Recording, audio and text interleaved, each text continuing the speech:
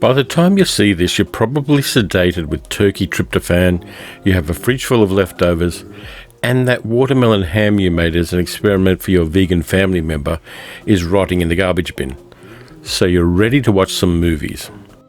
Welcome to part 2 of my A to Z of movie viewing recommendations for the holiday season. Let's get into it.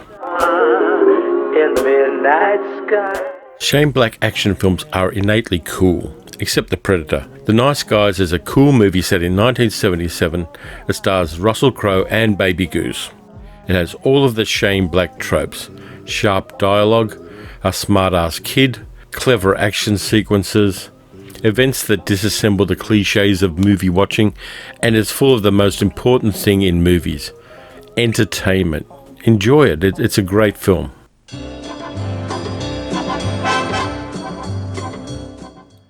Night Watch and its sequel Day Watch, based somewhat loosely on Sergei Lukyanenko's novels, which I also recommend, are Russian urban fantasy movies directed by Timur Bekmambetov.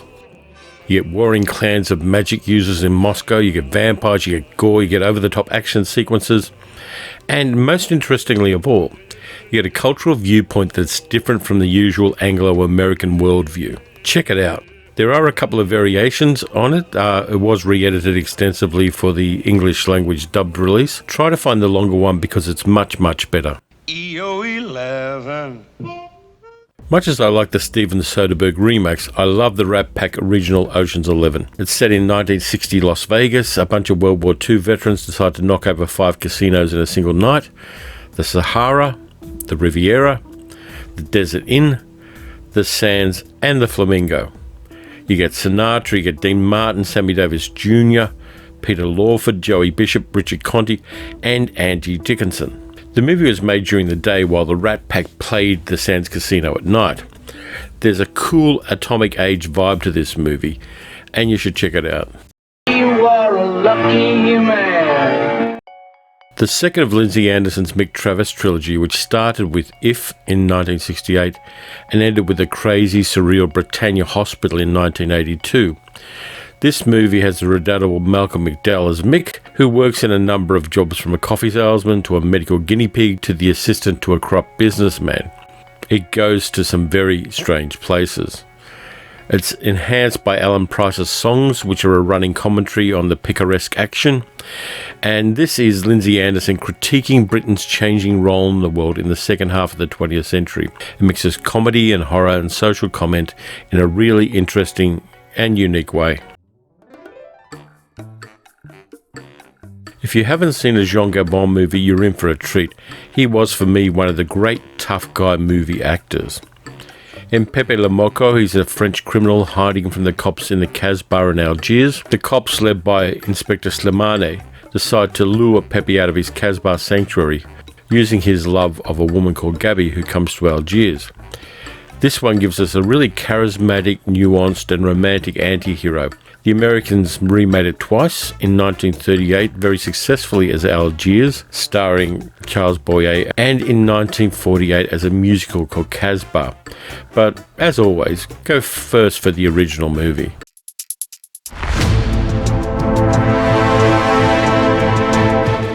Lee Marvin movies are innately cool, even when he sings.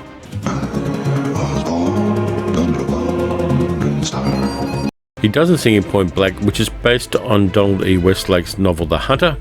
Marvin plays Walker, a stone-cold killer who's shot and left for dead on Alcatraz by the guys he performed a big heist with. Walker survives and sets out on a mission to get his money back. John Boorman's direction is sharp, it's modern, and it gives this tough, entertaining action flick the right kind of energy, which makes it one of the best crime movies of the 1960s. I've talked about 1960s spy movies on the channel before, but this one's a bit different. It's got a dark, melancholy tone about it. It's set in Berlin in the 60s, and you get a very unlikely hero in George Segal's secret agent Quiller. His controller Pole is played by Alec Guinness, who, yes, made movies before 1977, and the big bad neo-Nazi guy is Max von Sydow. The script is by Harold Pinter and is filled with Cold War sadness and some very sharp spycraft. I like this one a lot. The settings really make it work and the writing is totally on point. The Brits took science fiction very seriously in the 1950s. This movie version of the BBC TV play, written by the great Nigel Kneale, is a classic. The British send a rocket into space with 3 astronauts in it, and it crashes with only 1 astronaut inside. Professor Bernard Quatermass, Brian Donlevy, investigates and finds that Victor Carroon, the astronaut, is not what he was previously. This is a classic 50s science fiction movie. The only downside is Donlevy's shouty and unnuanced portrayal of Quatermass.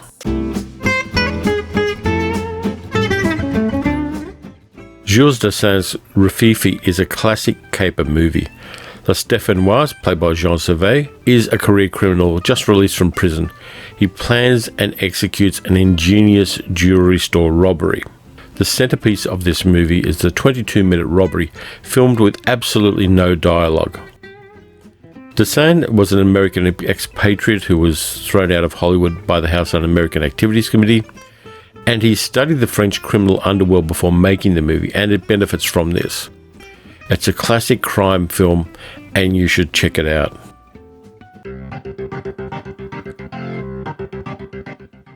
Franco Potente is a force of nature in Tom Twyker's thriller Run, Lola, Run. Lola's boyfriend Manny, played by Moritz Bleibtreu, is a bagman for a criminal gang. After he accidentally leaves €100,000 on the train, Lola has to help him replace the money.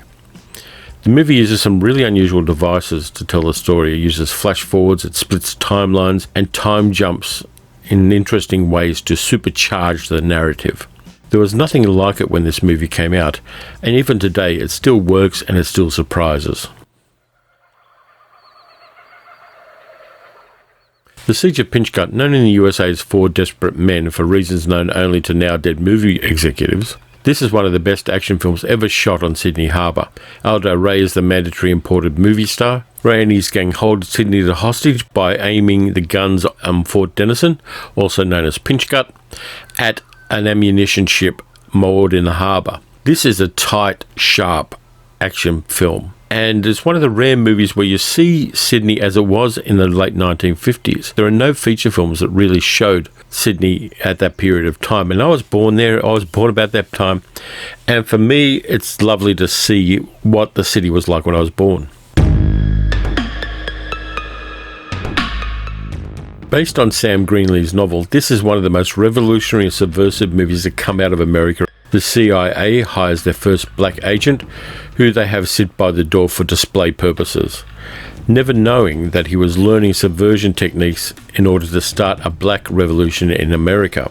This isn't a well-known film, and it wasn't high budget or done by a studio, but it differentiates itself wonderfully from the usual stuff that was coming out at the time, and you should see it.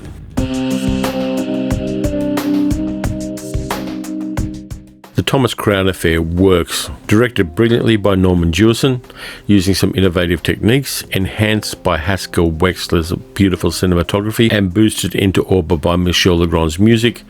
The Thomas Crown Affair has been called a love affair between two bastards. Steve McQueen plays the titular millionaire who plans and executes bank robberies as a hobby. Faye Dunaway is the insurance investigator who tracks him down, and they fall in love. You should watch this, if nothing else, for the chess scene, which is beautifully directed, beautifully edited, and wonderfully scored. Carol Reed's movie, set in post-war Vienna with a script by Graham Greene, is one of the great pieces of cinema. Joseph Cotton plays Holly Martins, a pulp writer who's invited to post-war Vienna by his friend Harry Lime, who, when Holly arrives, is missing, presumed dead. Martins is a fish out of water in the tough, morally ambiguous world of post-war Europe, and Harry, when he eventually and memorably shows up, is a charming, amoral black marketeer. Every time I watch this movie, I see something new in it, and I see little nuances in it. It's really one of the great pieces of cinema.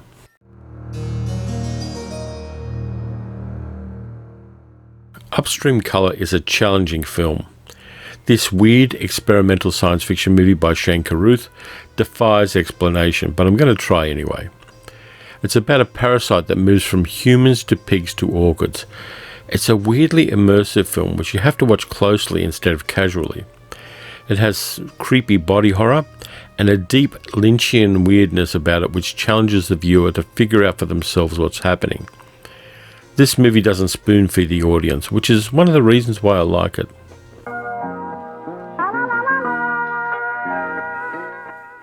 This musical, where all the dialogue is sung in French, is the ultimate date movie. Catherine Deneuve, who was never lovelier, plays Geneviève, who falls in love with a garage mechanic Guy, played by Nino Castelnuovo. When Guy is conscripted into the army and sent to Algeria, Geneviève finds out that she's pregnant and marries Marc Michel's character Roland. Years later, Geneviève and Guy meet briefly, and the movie is wonderful. Jacques Demy made it romantic but grounded. Michel Legrand's music is completely integral to the film. It's a wonderfully magical piece of cinema.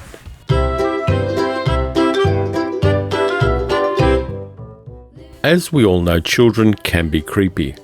Village of the Damned takes this to a new level. In the English village of Midwich, the whole town falls asleep, and when they wake, all of the fertile women are pregnant.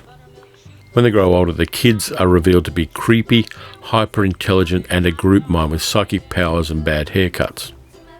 George Sanders and Barbara Shelley are great as the parents of one of the children, and the sequel Children of the Damned is also good. Unfortunately, the John Carpenter remake is less so.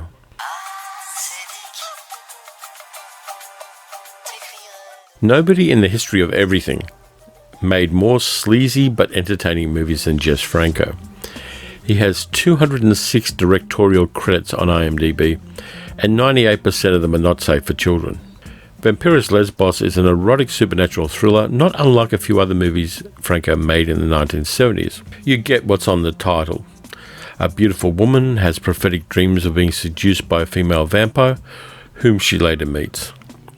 But the real winner here is the soundtrack, which is iconic among lounge music lovers. It's a cult film, and if you're into cult films, you should definitely see it.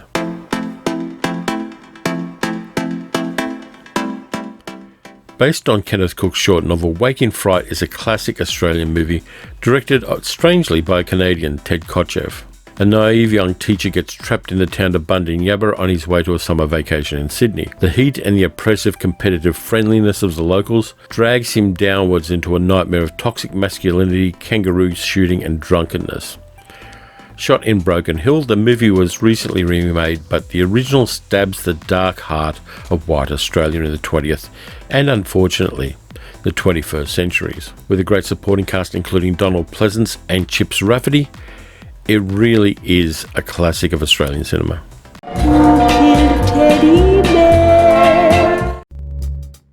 Who Killed Teddy Bear is a little-known, small-budget crime thriller from 1965 starring Sal Mineo and Julia Prowse.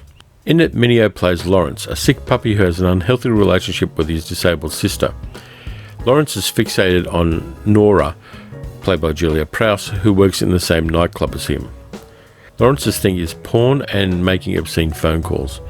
His obsession with Nora takes him to a new, dangerous level. This kinky, icky cult movie also has a twisted, really odd cop played by Jan Murray. Because it's a cult movie, it's not for everyone, but those of us who like it really like it. Roger Corman wrote and directed this low-budget, intriguing science fiction horror movie. Dr. Xavier, played by Ray Milland, develops eye drops that give him X-ray vision of increasing intensity. The supporting cast is good too, including Don Rickles in a dramatic role as a carnival barker who figures out Xavier's secret and helps him monetize it. Using 1960s optical effects, Corman gives us a really fascinating cautionary tale with a very surprising and somewhat biblical ending.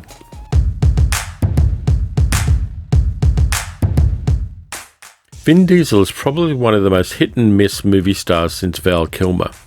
In Triple X, he plays Xander Cage, the extreme sport version of James Bond. Samuel L. Jackson's there cashing a check as Augustus Gibbons, the spy chief who recruits Cage to stop Russian mafia dudes with chemical weapons. Rob Cohen's movie is all about the action and the locations. It's a spy movie for people who overdose on Red Bull on a regular basis, but it's a lot of fun. The other two movies in the franchise are less interesting.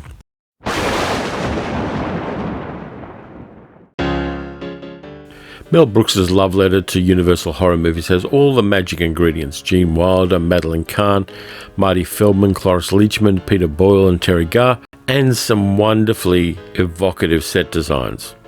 Like all good satires, the more you know about 1930s Universal horror, the funnier the movie is. The song and dance sequence is never not going to be funny. Some comedies age badly, but this one just keeps getting better.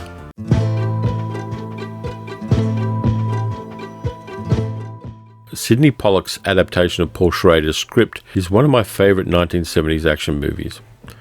Robert Mitchum plays a former Marine MP who was in Tokyo during the post-war occupation.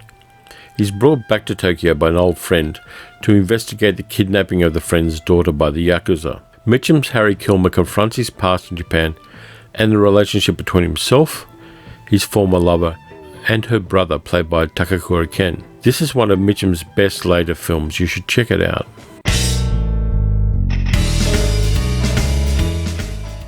Sometimes you just need a silly horror comedy movie to make the world go away for 85 minutes. Zombievers is that kind of movie. A barrel of toxic waste falls off a truck and into a river, spilling Troma-style ooze over some beavers.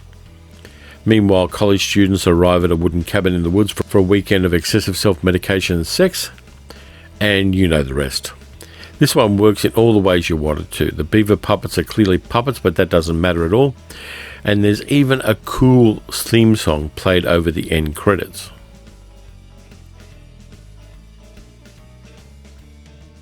Jake Kasdan's neo-noir iteration of Sherlock Holmes is forgotten among the flurry of more upfront Arthur Conan Doyle adaptations that followed it.